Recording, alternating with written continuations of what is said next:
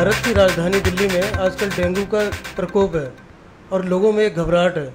आइए हम जानते हैं डॉक्टर साहब से कि कितनी घबराने की बात इसमें है या नहीं है। नमस्ते। ये डेंगी एक वायरल फीवर है और इसमें जितना घबराहट हो रही है उतना घबराने की कोई ज़रूरत नहीं होती। इसमें 2-3 चीज़ें याद रखने की ज़रूरत है।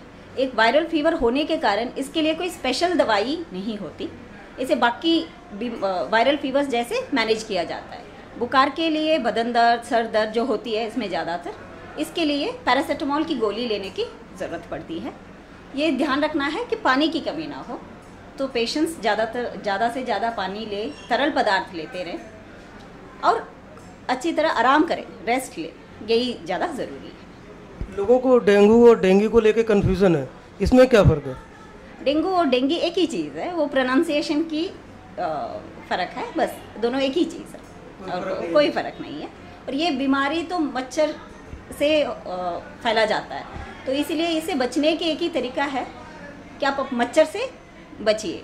अपने घर के आसपास कहीं पानी रुकने न दें जहाँ मच्छर पैदा होती है, तो पानी कहीं रुकने न दें। अपने आप को मच्छर से बचा कर रहें, मस्कीटो नेट्स यूज़ करें, वो सब ध्यान रखें। आसपास फॉगिंग की ज़रूरत है तो वो करवा लें।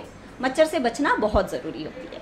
डॉक्टर साहब, किसी को अगर बुखार होता है तो वो सोचते हैं कि शायद ये जानलेवा होगा। क्या डेंगू जानलेवा है? देखिए, डेंगू एज सच जानलेवा होना ज़रूरी नहीं है।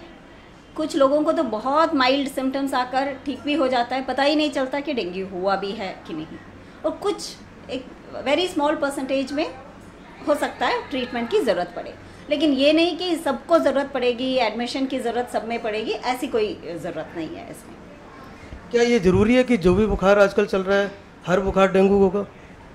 नहीं, ऐसी ज़रूरी नहीं है कि हर बुखार डेंगू होगा। बहुत सारे वायरल फीवर्स भी चल रही है, इसी टाइम पे मलेरिया भी चल रही है, लेकिन ज़्यादातर डेंगू चल रही है इसमें, तो इसीलिए डेंगू पे ज़्यादा जोर है। लोगों का ऐसा सोचना है कि प्लेटलेट्स बहुत ज़्यादा डाउन हो जाएंगे तो शायद ये जानलेवा हो जाएगा। क्या इसमें बचने के तरीके नहीं होते?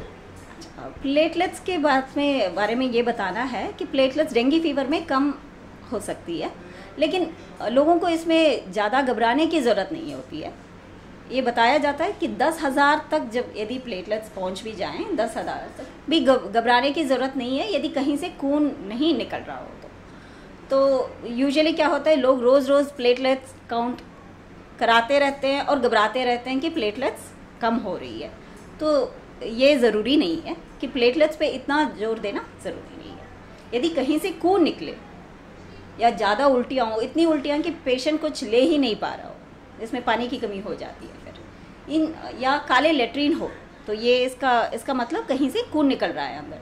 तो इन चीज़ों में पेशेंट को तुरंत इमरजेंसी या नज़दीकी अस्पताल पहुंचना ज़रूरी है। जितने भी पेशेंट आ रहे हैं आप सभी को एडमिट कर रहे हैं, रिफ्यूज़ तो नहीं कर रहे किसी को? जिस पेशेंट्स को एडमिशन की ज़रूरत है उनको तो एडमिट कर ही रहे हैं हम, रिफ्यूज़ल की सवाल है ही नहीं इसमें। लेकिन सबको एडमिशन की ज़रूरत नहीं है, ये भी ध्यान रखना है कि यदि पेशेंट को एडमिशन की ज़रूरत नहीं है, उन पेशेंट को एडमिट कर लें, तो जिनको बहुत ज़रूरत है उनको बेड्स नहीं मिलेगी, तो उन्हीं पेशेंट्स को एडमिशन किया जाता है जिनको यहाँ रखकर IV फ्लूइड्स या ब्लड चढ़ाकर ट्रीटमेंट, जिनकी प्लेटलेट्स चढ़ाकर ट्रीटमेंट करना ज़रूरी है, या जिनकी कंडीशन वारंट करती है एडमिशन की, उन्हीं को मैक्सिमम एडमिट किया जाता है। लोग अपने घरों में फर्स्ट एड क्या ले सकते हैं इसमें? फर्स्ट एड मतलब वही है, पैरासीटामोल। OPD में दिखा दें डॉक्टर्स को, वो यही दवाई दिया जाता है। यदि आप शक वैसे भी कर रहे हो, मैंने जैसे पहले बताया, बदन दर्द, सर दर्द, ये सब ज़्यादा हो सकता है इसमें, बस पैरासीटामोल लेना है। ध्यान ये देना है कि कोई भी एनाल्जेसिक और कोई एनाल्जेसिक न ले, वो हानिकारक हो सकती है। पैरासीटामोल ही ले, पानी और तरल पदार्थ खूब ले लें, ORS वगैरह भी ले सकते हैं, आराम करें, यही कर सकते हैं लोग अपने घरों में। इतना इलाज से भी लोग ठीक हो जाते हैं, 1-2 हफ्ते में ठीक हो जाएंगे। तो एक खास बात बताने जा रहे थे आप? हाँ, नहीं, इसमें मुझे ये बतानी है कि अभी डेंगू के लिए जो टेस्ट होता है, लोग ज़्यादातर चाहते हैं कि डेंगू की टेस्ट हो जाए, हमें पता चल जाए। इसमें ज़्यादा इम्पोर्टेंस देने की ज़रूरत इसलिए नहीं है क्योंकि इस डेंगू पॉजिटिव है नहीं है ये जानकर मरीज़ की इलाज में कोई ज़्यादा फ़र्क नहीं पड़ने वाली है। तो मरीज़ अभी इन चीज़ों से परेशान न होकर डॉक्टर पे विश्वास करें और डॉक्टर जो ट्रीटमेंट दे रहे हैं वो एक्सेप्ट करें, instead of forcing the doctors कि आप टेस्ट करा दो, क्योंकि टेस्ट से पेशेंट को ज़्यादा फर्क नहीं पड़ने वाला है। हाँ, घबराहट होगी क्योंकि ट्रीटमेंट तो एक ही है, वो टेस्ट पॉजिटिव आए ना आए, आपकी बीमारी जो है उसकी इलाज किया जा रहा है, तो इसलिए परेशान ना हो। डॉक्टर साहब, डेंगू जैसे आजकल फैल रहा है दिल्ली में, लोगों में इसको लेके एक पैनिक है, क्या बताना चाहेंगे कि आपने क्या सुविधाएं अपने यहाँ पर बढ़ाई हैं? अब तो उतना पैनिक लोगों को नहीं रहता जो आज से 10 साल या 15 साल पहले था। डेंगू एक बीमारी ऐसा है जो बिल्कुल कंट्रोल में हो सकता है यदि वक्त पे डॉक्टर से सलाह ली जाए और कुछ जांच होती है, प्लेटलेट और पीसीवी वगैरह टेस्ट कराते हैं, उसके बेसिस पे हम उनका ट्रीटमेंट कर सकते हैं। और हम ओपीडी के बेसिस पे भी बहुत सारे पेशेंट्स का ट्रीटमेंट करते हैं, उनको रोज़ बुलाते हैं और रोज़ उनका प्लेटलेट, पीसीवी और ब्लड प्रेशर वगैरह चेक करते हैं और उसके अकॉर्डिंगली उनको मैनेज करते हैं। जब जिस समय हमें लगता है कि उस पेशेंट को भर्ती करने की ज़रूरत है तभी हम उनको भर्ती करते हैं, क्योंकि हम सारे पेशेंट्स को भर्ती नहीं करना चाहिए हमें। और वो पेशेंट जिनका प्लेटलेट बहुत कम है, जिनको पेट में दर्द है, उल्टी है, काफ़ी फीवर है और काफ़ी बीमार दिख रहे होते हैं, उन लोगों को हम एडमिट करते हैं पेशेंट्स को।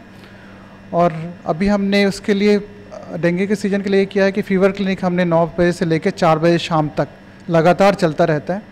हमारे पास सुविधा है, हमने सारे जगह से अपने लैब टेक्नीशियंस ओपीडी में और कैजुअलिटी में और वार्ड में लगाए हुए हैं, जहाँ पर पेशेंट्स का वो सैंपल लेते हैं और 2 घंटे के अंदर अंदर हमें रिपोर्ट मिल जाती है प्लेटलेट पीसीवी की, जिससे हमें आगे ट्रीटमेंट करने में सुविधा होती है। दूसरा, हमने अपने डॉक्टर्स को सारे उन डिपार्टमेंट से निकाल लिया है जहाँ पे उनकी अभी ज़रूरत नहीं है।